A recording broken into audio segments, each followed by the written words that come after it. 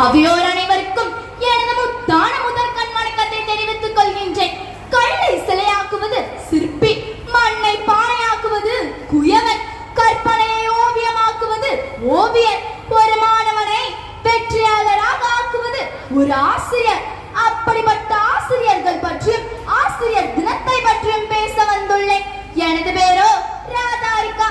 நான் 8ஆம் வகுப்பு ஆ பிரிவில் படிக்கின்றேன். இந்தியாவில் கல்வியாளர் என்ற பெயரை உச்சரிக்கும் பொழுது நாம் அனைவருக்கும் ஞாபகத்திற்கு வருவது இவரது பெயராகத்தான் இருக்கும்.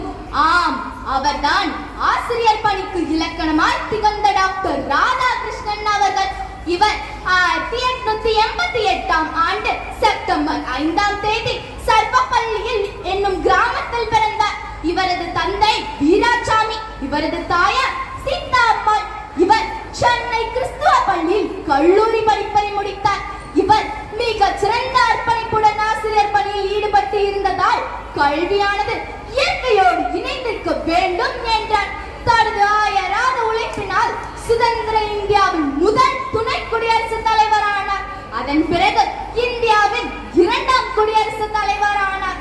ஒரு ஆசிரியராக இருந்து இவ்வளவு பெரிய உயரிய பதவிகளை வகித்தாலும் தான் ஒரு ஆசிரியர் என்பதை ஒரு நாளும் மறந்ததில்லை.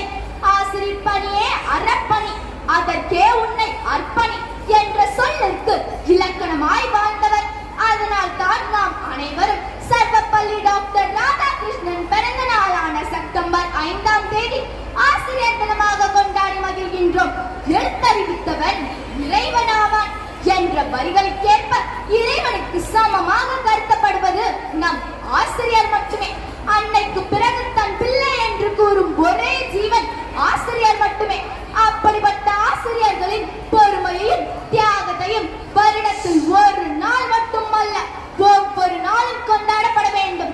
மாதா பிதா குரு என்ற வரிசையில் 3ஆம் இடத்தை பெற்றுள்ள குரு நமக்கு இந்த உலகை கற்பிக்கும் ஆசான்.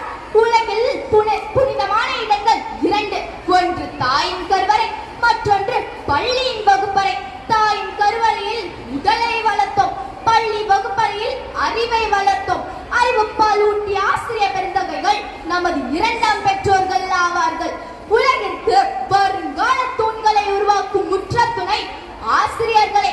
கற்க கசடர கற்பவை கற்ற பின் நிற்காதற்கு தக என்ற வள்ளுவரின் வாக்கிற்கிணங்க நாம் அனைவரும் ஆசிரியர் காட்டும் வழியில் சென்று நாளைய சரித்திர நாயகர்களாக திகழ்வோம் என்று கூறி அனைவருக்கும் மீண்டும் மீண்டும் எனது ஆசிரியர் தின நல்வாழ்த்துக்களை தெரிவித்துக் கொண்டு